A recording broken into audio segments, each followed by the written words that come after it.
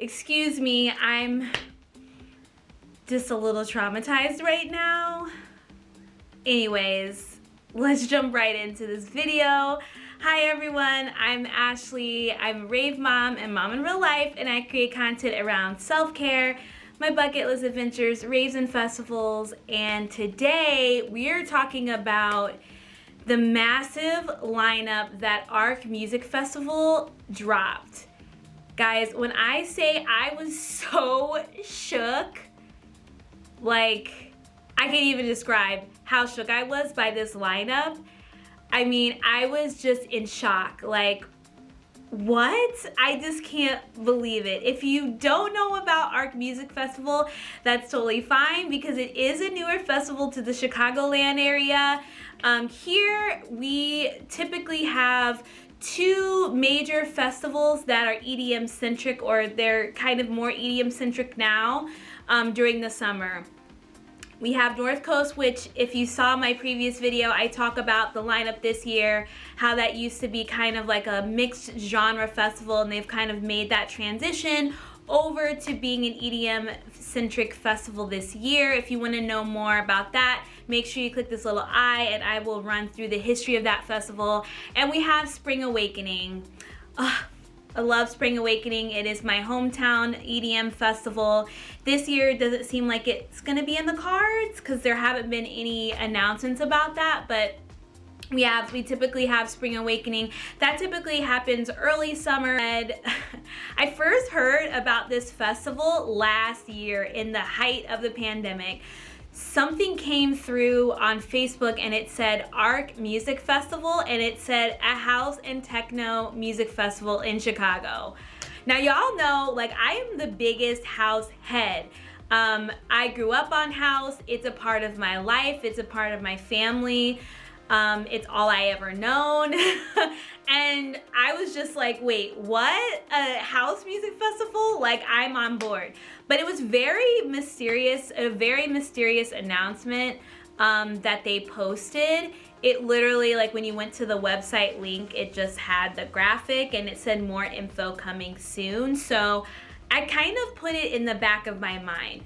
Then I started hearing that they had planned to do the festival in the summer, and I think originally it was supposed to be in like June or July. Obviously with COVID restrictions and the developments with COVID, they ended up having to move it, and unfortunately they moved it the same weekend as North Coast Music Festival. So right now there is definitely a feeling of what the hell, what are we gonna do? And I'll talk about that later when I get into what I'm gonna do, so make sure you stay tuned to the end of this video so I can tell you a little bit about what my plans are. But they announced they're gonna do this on Labor Day weekend, and all right, so I kind of put it in the back of my mind. They said they're releasing this lineup on the 15th.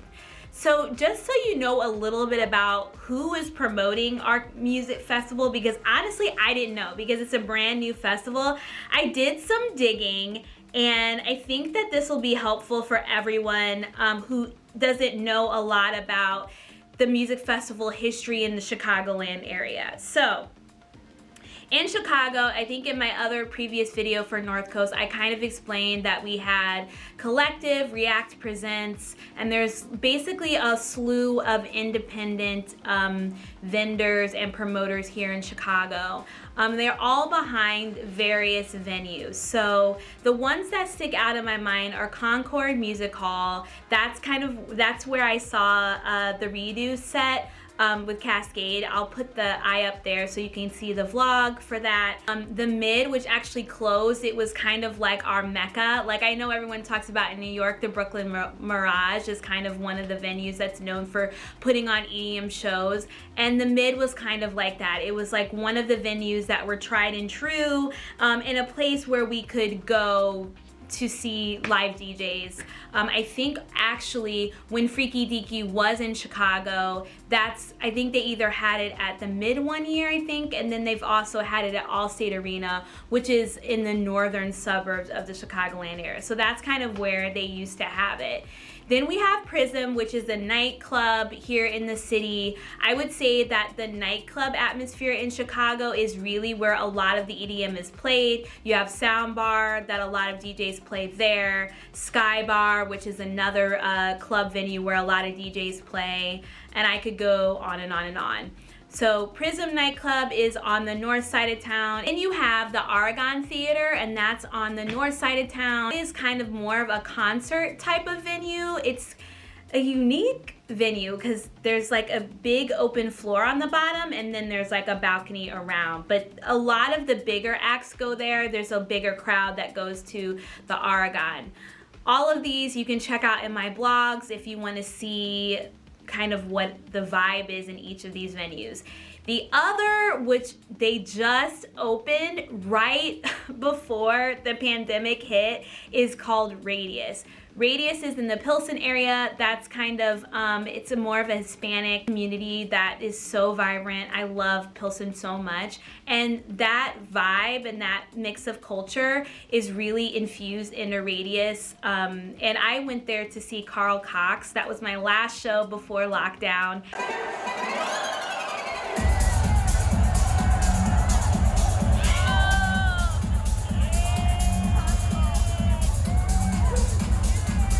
And I mean, when I tell you how beautiful this venue is, it's a huge warehouse, huge space, state-of-the-art bars, food, they have dancers. I mean, it was beautiful. And I was so excited for the Chicagoland community because I feel like we need more venues like this. And, you know, there's like this feeling here that we are seeing a resurgence of rave culture, of EDM music, of just that vibe, and also just the being proud from Chicago because it is the birth of house music, and I'm so stoked with that.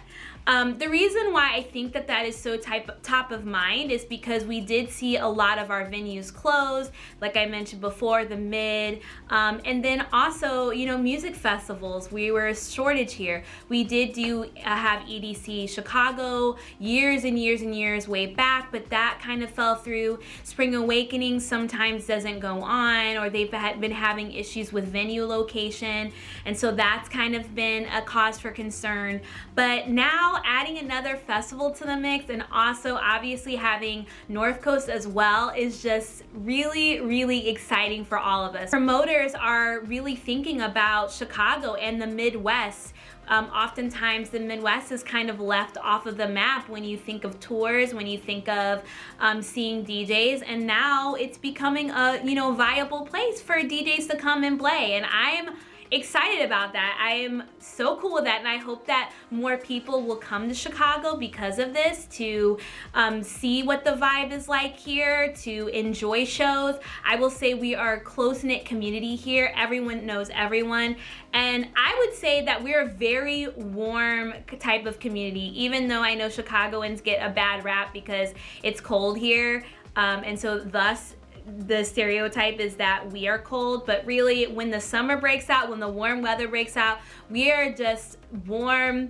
We're welcoming to everyone. I knew that the trading culture is really vibrant here at festivals. I trade a lot with people, and I just think everyone is willing to let you into their space, meet you. Like, it is such a small town community vibe in a larger city, if you can imagine that. So I say that to say we're so excited. So I wanted to just give you an overview of festival is, and then also who's promoting it. So Arc Music Festival is going to be promoted, and it's started by Auris, which is a new promoter and event production company here in Chicago. And I actually pulled up some information from EDM Tunes. I'll drop the link below just to give you a little bit of background. So basically, Auris is a kind of a collection of Midwest promoters.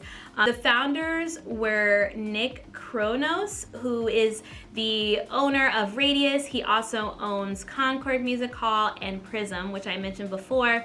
And then he also consults on Spring Awakening Music Festival. And then Stuart Hackley, who is a Loud Crowd and former senior talent buyer for Donnie Presents, which makes sense because, you know, there, like I mentioned, there was a Freaky Deaky here in the past. Also, in terms of there's other operating partners also that have joined this group, and their team is rounded out by some juggernauts. Starting from scratch because they've already been in the venues in the Chicago area, like the Min, which was a beloved West Loop venue that opened in 2010 and closed last year. Everybody coming together from a lot of smaller independent promoters and bringing different skill sets together. We have the right venues and right team to produce unique experiences and events at a variety of locations. I'm here for it.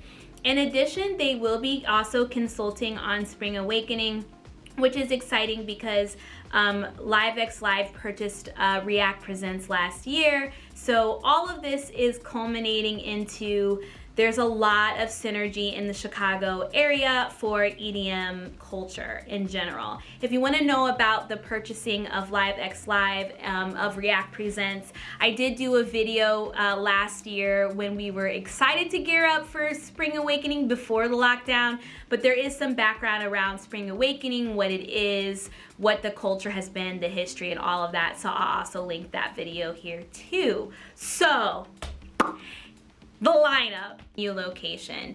So in Chicago, there's a variety of different parks that typically these festivals go on at. So Lollapalooza, for instance, is the biggest park. It's kind of like Chicago Central Park, which is Grant Park. That's where Lolla happens. Spring Awakening has taken place at Soldier Field, which is kind of where the Bears play. They don't anymore. Is in the Hyde Park area. That's kind of where the Chosen Few festival goes on every year, which is like an old school house type vibe event. It's a cookout. It's for all ages and family members. It's kind of like the cookout, like a family reunion of sorts. So that happens in Hyde Park. I believe also there was a year where Spring Awakening was held there, but that didn't stick. Then there's also Huffman Estates. That's kind of where Spring Awakening has been. That's in the boondocks, in the suburbs. But it sounds like that they were gonna bring Spring Awakening back to Union Park, which leads me to Union Park. Union Park is on the west side of Chicago. It's kind of in between where United Center is, where the Bulls play, and kind of downtown in the Loop, the Chicago Loop. So what we call it here is West Loop. It's the West Loop area, and it's in a park. So it is a smaller venue.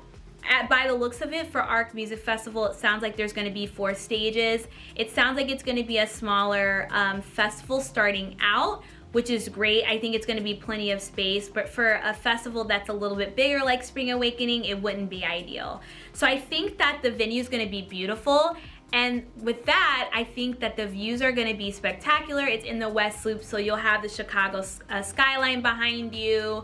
So I think that, you know, those skyline kind of bars and the views and platforms and stuff, I think it's going to be a beautiful, beautiful festival. You're going to be in the heart of the city, so everyone loves that. And because you're going to be on the west side, it won't be too far from Radius. You could take the CTA, Uber it, or whatever it may be. So it won't be too far for you to go there. So, all right, this is where it gets juicy, guys. I signed up for early ticket sales and just info via their email distribution online. So this hit my text messages, and I was just like, what? And all of my fam here in Chicago sent me a text message, and they're like, is this real? Like, we could not believe. There's some artists in here that like rarely or have not yet graced a Chicago audience. So we are so excited for this. So first off, on the list, Adam Bear and Cerez D. Excuse me, what? Are you kidding me? I mean, y'all know I love Eric Prydz. I love all of his aliases. I am so here for the vibes.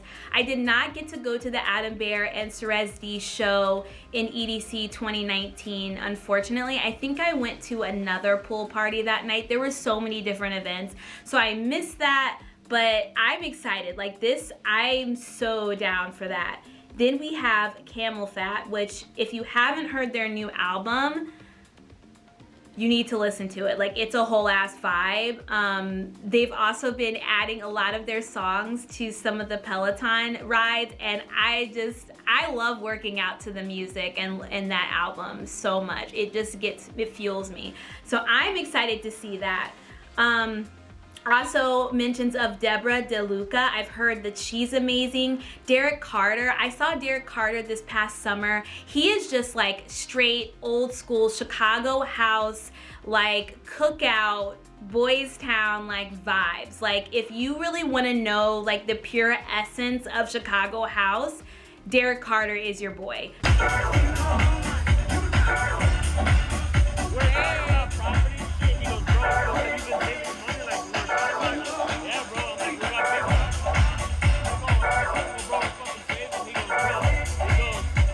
I'm, you know, so excited for that, for those people who haven't experienced it, because I personally think that Chicago house is like, or classic house is a genre of its own, but we'll cross that bridge somewhere else. But he would definitely be someone that I would definitely see again.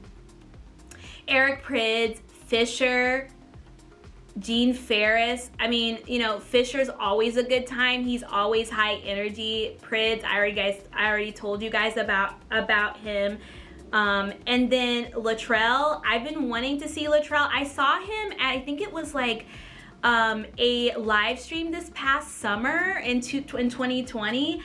If I can put up the name of the stream here, I will. He was so chill and just like, he did the best deep house set I've heard in a really long time, and I was completely convinced. I believe he's on the Injuna label, Injuna Deep label, but I was convinced. I'm like, I have to see him, and he's actually been on my list, so I would definitely check him out. Medusa is on here. Patrick Topping. Guys, Patrick Topping. I had planned on seeing him at EDC this upcoming year because I believe that he was supposed to be on the 2020 lineup. Obviously, I don't know if he's going to be on the lineup now. When I post this, the lineup may already be posted, but right now we don't have a lineup. But man, I love me some Patrick Topping, and I haven't seen him live, but I would so be vibing out to that set. So, and the Martinez brothers. My girl Melissa from my Rave fam said that she loves them. I've never heard them, but that would be one of those sets that I would be following the Rave fam because I trust them. They have the same music taste as me, so I would definitely be there. And Zoo. I still have not seen Zoo. That's been on my list as well, so I would definitely catch that. All in all, like, honestly, there isn't a set on here that I wouldn't go see. Like, I was happy about all of those. Those were the names that really stood out to me. And what I took from it is, like, these are a lot of artists, some that I've seen, but some that I haven't. So it would be a really good experience to see some new people in house music that I just haven't gotten a chance to see for one reason or another. So I was so excited about this. In addition, the full stage experience of Elro. Excuse me, what? Like, I can't believe that. Actually, there was supposed to be an Elro show right like when we went into lockdown, like within those next couple of weeks, and that was a letdown. We were all gonna head over there, and I think it was Chami, if I remember correctly. So I mean, we have been due for Elro set. And then this is what really got me. Oh gosh, I can't even say it. Ticket holder closing party at Radius with Prada. Guys, so when you look at this lineup, that means that Prydz is gonna play all of his aliases. And so, okay, so a little bit about the tickets. So there looks like there's 3 different types of tickets. One they're calling the Resident, which is GA, and that's just general admission to the ticket. It does look like the 2-day pass is 18 plus, so take that with what you will. And it is an exclusive purchase with access to the Prada closing party at Radius, so you do get access to that. Then you have the global VIPs. This is the first tier of VIP. It's a 2-day pass. This is for only 21 and up. It's an all resident pass benefits, plus you get the curated express tunnel entrance and a welcome cocktail. You get a commemorative global wristband, access to the global lounge and elevated viewing areas. I mean, and then the private bars with top shelf selection of alcohol and air-conditioned restrooms and Wi-Fi access. Then you have the Icon, which is the VIP Plus, and that you get all of the amenities that from previous tiers. You get the private bars with top shelf selection of alcohol, catered food, commemorative Icon laminate, access to an Icon lounge and elevated tinted viewing areas, Icon host for additional concierge services, massage and general spa services. What? Lockers and cell phone charging stations and an official ARC Festival merch package. And there's table service, because that's how we do. I can't. I just can't. So then it says all tickets give you the option to purchase a ticket to the closing party, so at Radius. So that means to me that there might be an additional cost to get a ticket. So that hopefully means that people can buy a ticket if, for instance, they're going to North Coast like I am, and then they end up buying a ticket to the after show. So that leads me to this part. Am I going? Guys, I wish in retrospect that I would have waited for this lineup to come out, because there's more acts on this lineup that haven't even been announced. So I wish that I would have waited, because this is right up my alley. Like I said, it's a house festival, which is like my favorite EDM genre. But I didn't, and I got North Coast tickets. And don't get me wrong, I'm really excited about North Coast. I still fully believe that that lineup is sick, especially for Chicago, and it just gets me excited that we have both opportunities. But I really want to go to ARC too. So I'm at this point saying TBD. I'm really gonna try to make it happen. Worst case scenario, what I'm hoping to do is to get tickets to the after show for ARC and go see Prada, and you know, then I'll be able to get both experiences in a weekend. So your girl might be going to both festivals, and that should make for an interesting vlog. So stay tuned on that. I'm excited. Let me know in the comments down below if anyone is going to ARC. I really want to hear what you think of this lineup. What do you think it's gonna do for Chicago, and if you're coming. So comment that down below. All in all, like, I am so excited about this. I'm stoked. I fully trust these promoters. Concord always has really, really good events there. Radius, like I mentioned, I've been to Radius. Beautiful, beautiful venue, beautiful venues. It was very professional. So I'm excited to see what this brings to Chicago. And I just am so hopeful for it to come back year after year and for it to be a staple event. So anyways, I hope you guys found this helpful. If you like this video, make sure you give it a thumbs up. Make sure you click subscribe to get more EDM or festival content from me. And make sure you click that little bell to get notified when new videos post. I love you guys so much, and I hope that this summer you'll consider coming to Chicago so I can meet you guys in person. And anyways, until then, I love you, and as I always like to say, positive self, positive wealth. Bye guys!